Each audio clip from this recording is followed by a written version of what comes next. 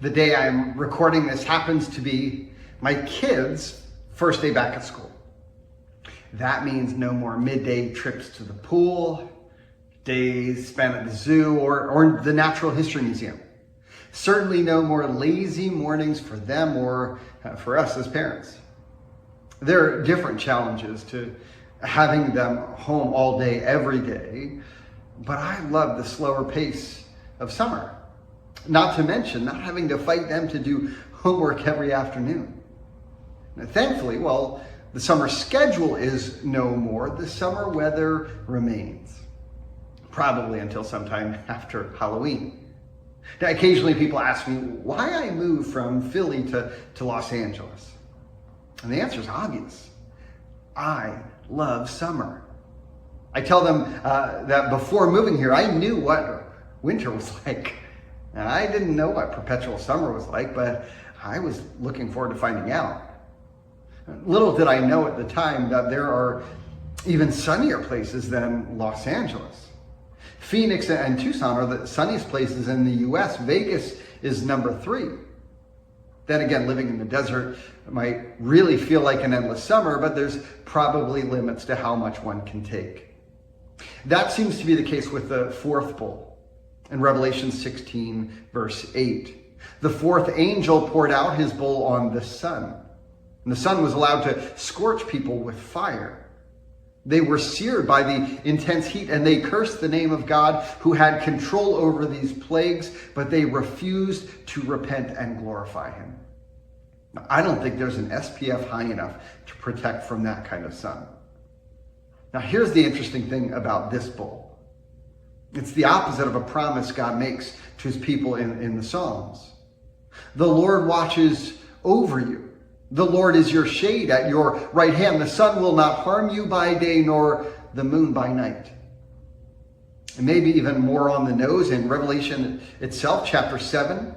Speaking about the great multitude in white robes, we're told, never again will they hunger. Never again will they thirst. The sun will not beat down on them, nor any scorching heat. Do you see the connection? Try thinking about it this way. What would happen if God's grace was entirely removed from the world?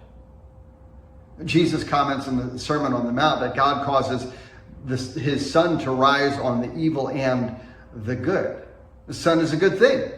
It's something that normally fell within the category of God's general grace.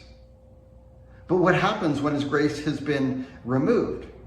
Something good like the sun can only be experienced as a curse.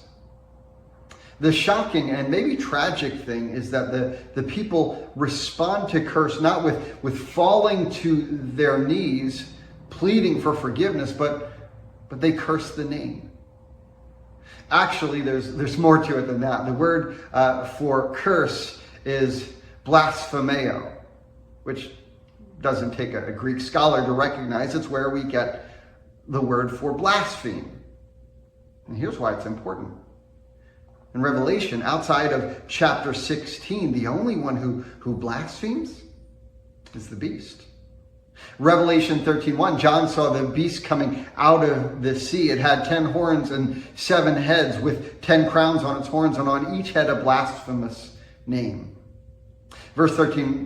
Chapter 13, verse 5, the beast was given a mouth to utter proud words and blasphemies. Verse 6, it opened its mouth to blaspheme God. We're not there yet, but in chapter 17, verse 3, John sees a woman sitting on a scarlet beast that was covered with blasphemous names that had 7 heads and 10 horns. So why are we told the people blaspheme? Because we become like what we worship. The people respond like the beast because their worship of the beast has hardened their hearts such that they can do nothing else but speak its language. We'll pick up here next time. Have a great week.